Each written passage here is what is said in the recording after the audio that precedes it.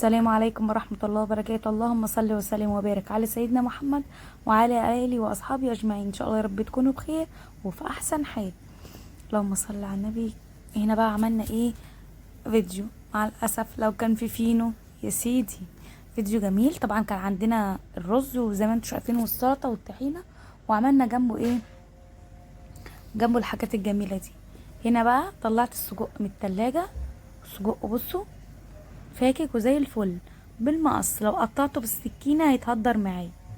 في ناس بتحب تعمله بتشيله من الهانك بتاعه اللي هو الكفر الشفاف ده، بتشيله منه. لا انا بعمله زي ما هو كده عشان يكون ماسك نفسه والواحده بوحدتها، بس على قد ما اقدر احاول ان انا ايه ادغدغه شويه. هو اصلا مجرد ما يشم النار بيشد وبيمسك نفسه. ان ده لحمه، يعني في لحمه اكتر، وكده كده بيبقى داخله نسبه دهون، بس اللحمه اكتر.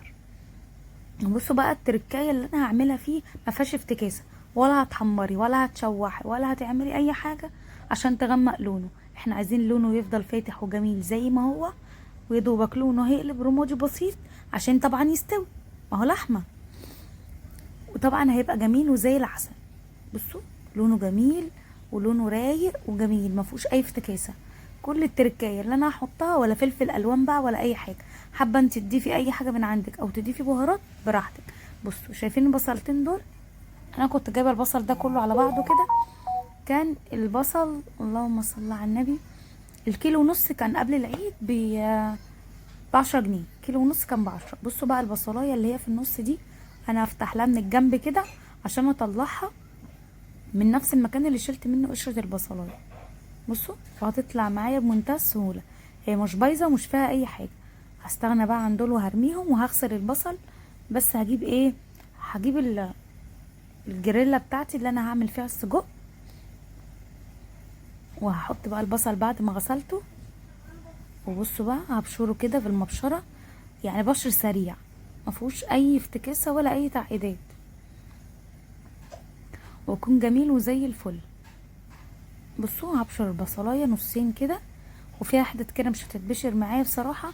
ان البصلاية نفسها ادام قطعت من تحت قطعتها، اللي هي الشوشة اللي بتبقى فيها من تحت دي، ادام اتقطعت خلاص ما ينفعش بقى البصلاية امسكها كويس.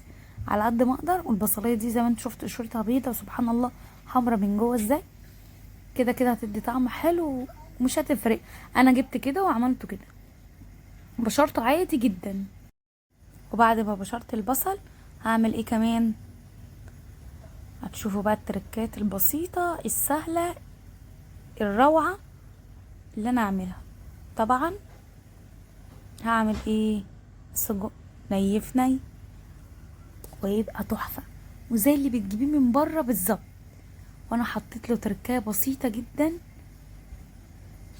محطتش لا سمنة ولا زيت ولا زبدة ولا اي حاجة، اصل بصراحة كده كده هينزل دهون. فانا بقى ايه؟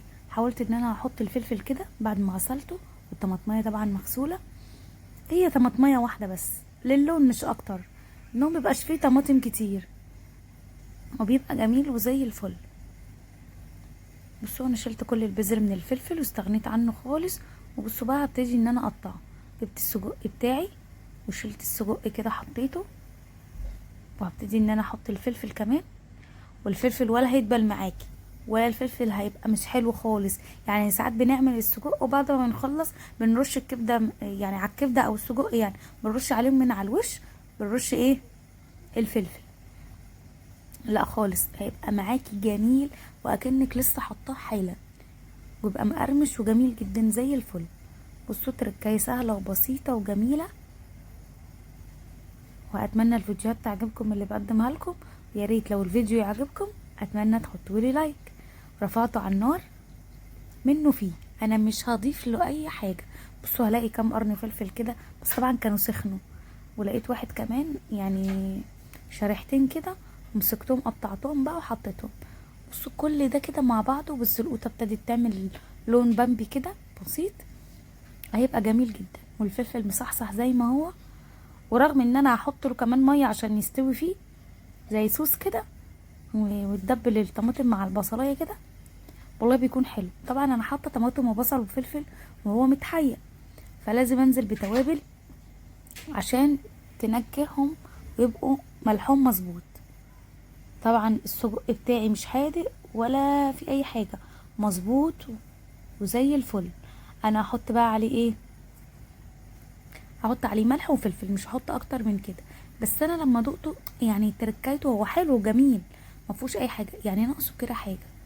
ورحت مزوده بقى سنه بهارات. بصوا انا هحط بقى الملح والفلفل، وانا بصراحه يعني كنت قافله الفيديو وحطيت كده يعني دقته، وبعدين حطيت له سنه البهارات، سنه صغيره ما تسكرش، بس خليت له طعم جميل جدا بصراحه، يعني نكهته. انا البهارات بتاعتي بعملها على ايدي في البيت، فبتكون طعمها جميل جدا. بس وكان زي الفل وجميل جدا. بصوا بقى حبة المية اللي بحطهم دول يا وعدي بينقلوه في سكة تانية. بصوا الفلفل رغم حبة المية دول اخضر زي ما هو اهو، محدش يقول لي الفلفل دبل، اصل الفلفل مش حلو. بصوا بقى اما دقته بقول لكم كده بقى مظبوط، بقى جميل جدا. الطريقة دي تحفة. بصوا يا وعدي يا وعدي، يا سيدي يا سيدي، حكاية. الطريقة دي حكاية، ما تجربوه صدقوني هيعجبكم. شوية طحينة بقى وسندوتشين فينو، ياه حكاية، بيبقى طعمه رهيب. طبعا السلطة والطحينة كانوا بقية المشاوي معانا قبلها بيوم، وانا حطاهم كده في الاكياس. انا مش بصراحة مش بعرف اكل السلطة لما بتبات، احب السلطة اعملها فريش وناكلها في ساعتها. بس بصراحة كان عندي حد وكنت عاملاها مع المشاوي، يعني فاضت بصراحه، مع اني كنت عامله بوله واحده بس يعني ما اتاكلتش كلها، ان الكتاكيت الصغيرين مش بياكلوها. الطحينه بقى زودتها حبه ميه صغيرين، وحطيت عليها ايه، وحطيت عليها ملح، ان هي طبعا هتطلع دلعه، ما حبيتش اضيف اي حاجه تانية عليها، في قلب الكيس زي ما هي. بصوا بقى التركيه دي حطيتها على طول وفضيتها. وهنا كمان هحط ايه، هفضي السلطه. بصوا انا الكيس زي ما هو كده، يعني بفكه واشمره، الم الكيس كده، بيبقى طعمه زي الفل وما فيهوش اي حاجه. الطحينه والسلطه والرز كمان كان عندي من قبله بيوم. وهنا بقى فضيت ايه، فضيت السجق. ما هو انا ما عنديش بصراحه ما عنديش عيش، هو كان عايز فينو، والولاد قلت لهم في رز هنا تاكلوا جنبه رز، قالوا لي ماشي. بس وانا مش هرميه بصراحه، يعني حرام الواحد يهدر الاكل ويقف بقى في المطبخ كتير. السجق مش مستحمل معايا، ما خدش اي وقت ولا اي مجهود، وفي سريع سريع كده واتعمل، وكان زي الفل. اكلات العيد ما بتخلص، اكلات العيد حكايه ملهاش نهايه.